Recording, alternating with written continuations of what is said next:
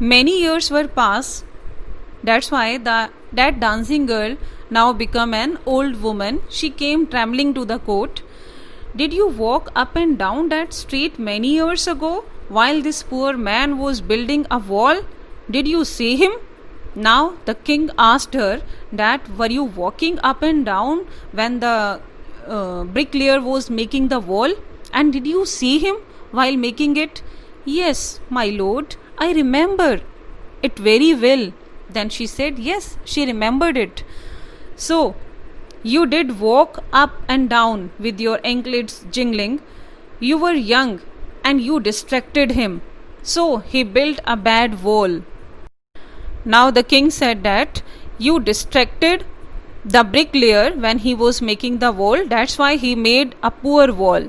It has fallen on a poor burglar and killed him. Again, the king said, use the word poor for the burglar. And that wall killed the poor burglar. You killed an innocent man. You will have to be punished. Now king said that dancing girl that now you will be punished. Because of you, the poor burglar died. Now it was dancing girl's turn.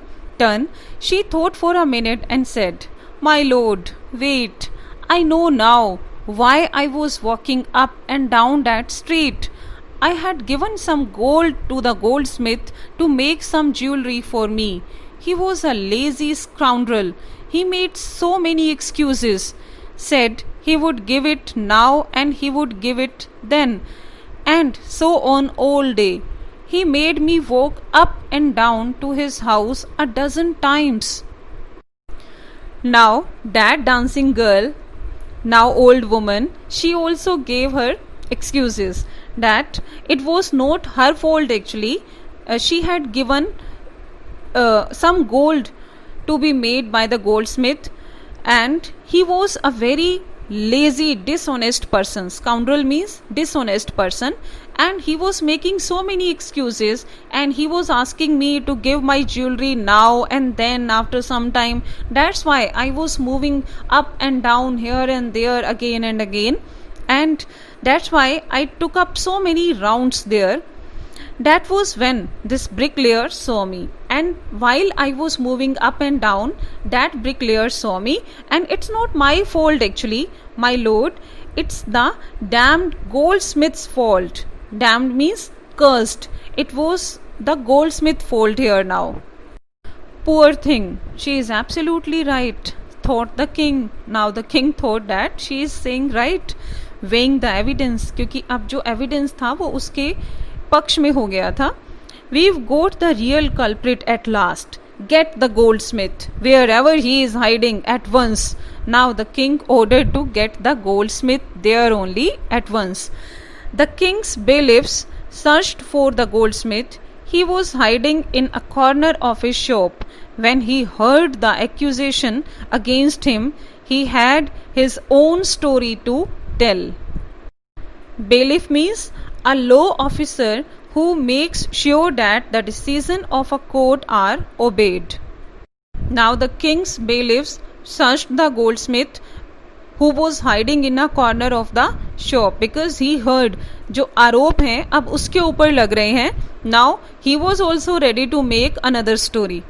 My lord, he said, I'm a poor goldsmith. It's true, I made this dancer come many times to my door. I gave her excuses because I couldn't finish making her jewelry before I finished the rich merchant's orders.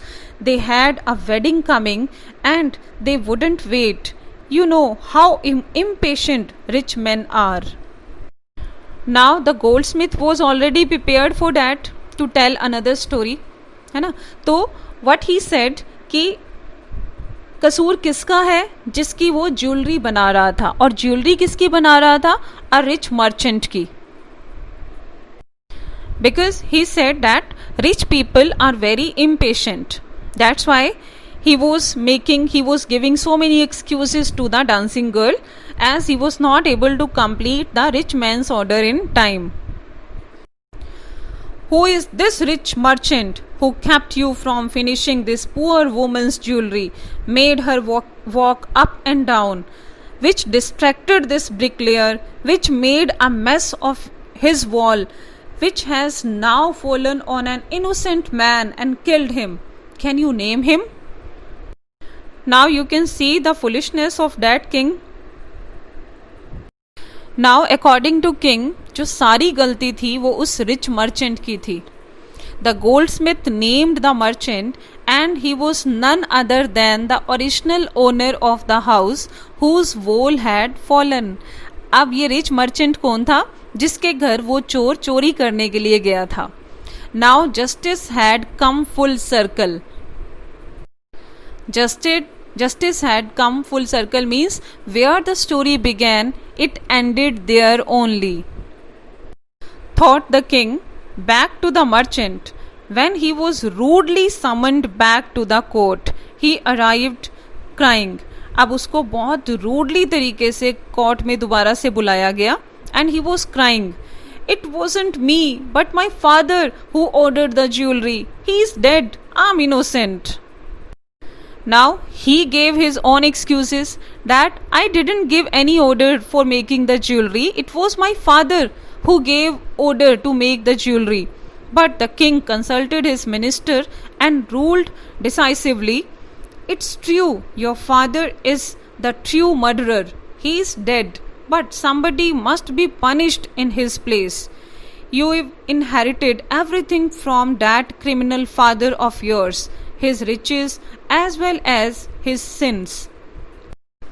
Now the king consulted his ministers and finally he decided that it is true that his father was a true murderer. But now, because his father was dead, but somebody should be punished in his place. Now, because he was his son and he inherited everything from his criminal father. अब उसने अपने criminal father से हर चीज़ inherit की थी. उसका पूरा धन, उसका पैसा, उसके पाप भी उसी के हैं. अगर उसके फादर ने कोई पाप किया है, कोई गलती की है, तो वो भी उसकी ही है, क्योंकि उसने हर चीज़ अपने फादर से ली है, तो उसको उसके पाप भी लेने पड़ेंगे. I knew at once even when I first set eyes on you that you were at the root of this horrible crime. You must die. Now what did the king say? कि जब मैंने तुम्हें पहली बार देखा था, then also I understood कि तुम ही criminal हो. So you must die. And he ordered a new stake to be made ready for the execution. As the servant sharpened the stake and got it ready for the final impaling of the criminal, it occurred to the minister that the rich merchant was somehow too thin to be properly executed on the stake. He appealed to the king's common sense, the king too worried about it. Now what does stake means? It is a post or a stick with a sharp pointed and it is used to pierce through something or someone. And execution means the official killing of someone. Now he ordered his men to make a stick, pointed sharp stick for the execution to kill the merchant, and his servants were sharpening the stick and got it ready for the final impaling. Impaling means to push a sharp pointed post through someone. But the ministers noticed someone that the merchant was very thin to be properly executed on the stake. उसको वो इतना thin था कि उसको proper तरीके से execute नहीं कर सकते थे स्टेक के ऊपर. That's why the ministers appeal to the king's common sense. The king too worried about it. Now they were worried about it कि इसको तो एग्जीक्यूट करना बहुत मुश्किल है. What shall we do? He said, when suddenly it struck him that all they needed to do was to find a man fat enough to fit the stake. Now, after discussion, they finally decided that they should find a man, a fat man, to be fit in the stake. The servants were immediately sent all over the town looking for a man who would fit the stake. Now, they left the rich merchant and starting searching for a man who should be fat enough to fit the stake. And their eyes fell on the disciple who had fattened himself for months on bananas and rice and wheat and ghee. Now, finally, they found a man to be executed. That disciple, जो बहुत खुश था यहाँ आकर कि मुझे हर चीज़ बहुत cheap और बहुत अच्छी मिल रही है, बहुत सस्ती मिल रही है. That's why he started eating a lot. Bananas, ghee, rice, everything he was eating. That's why he became more fat now. What have I done wrong? I'm innocent. I'm a sannyasi, he cried. Now the disciple started crying that he was innocent, so he should be left. That may be true, but it's the royal decree that we should find a man fat enough to fit the stake, they said. Decree means an official order given by government or a ruler. Means it was official order that they have to find a fat man to fit the stake, and carried him to the place of execution. He remembered his wise guru's words. Now he remembered the words of his guru. This is a city of fools. You don't know what they will do next. While he was waiting for death, he prayed to his guru in his heart, asking him to hear his cry wherever he was. Now he was about to be executed. At that time he prayed his guru. He asked him by his prayers to save him. The guru saw everything in a vision. He had magic powers. He could see far and he could see the future as he could see the present and the past. He arrived at once to save his disciple, who had got himself into such a scrape through love of food. Now Guru saw everything through his magic powers, that what was happening to his disciple, and he also saw that his disciple was praying to save him. That's why he immediately reached that place where he was going to be executed. As soon as he arrived, he scolded the disciple and told him something in a whisper. अब उसके कान में आकर उसने कुछ whispering की, कुछ बुदबुदाया. Then he went to the king and addressed him, O wisest of kings, who is greater, the guru or the disciple? Of course, the guru, no doubt about it. Why do you ask? Then the guru went to the king and asked him that who is greater, guru or disciple? उन दोनों में से great कौन है, महान कौन है? Then the king answered that of course guru is greater. इसमें तो कोई शक ही नहीं है, कोई doubt नहीं है. Why are you asking this question? Then put me to the stake first. Put my disciple to death after me.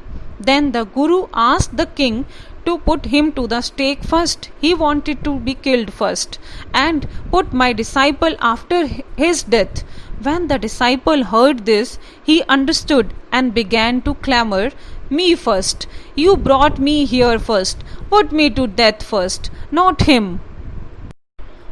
What does clamor means? It means to demand something in a loud, angry way. Now when the disciple saw this, he heard this, that the guru was asking for his death. He got his point. He understood everything, and he also asking for death. Me first. You brought me here first. Put me to death first, not him. Then the disciple also starting asking the king for his death.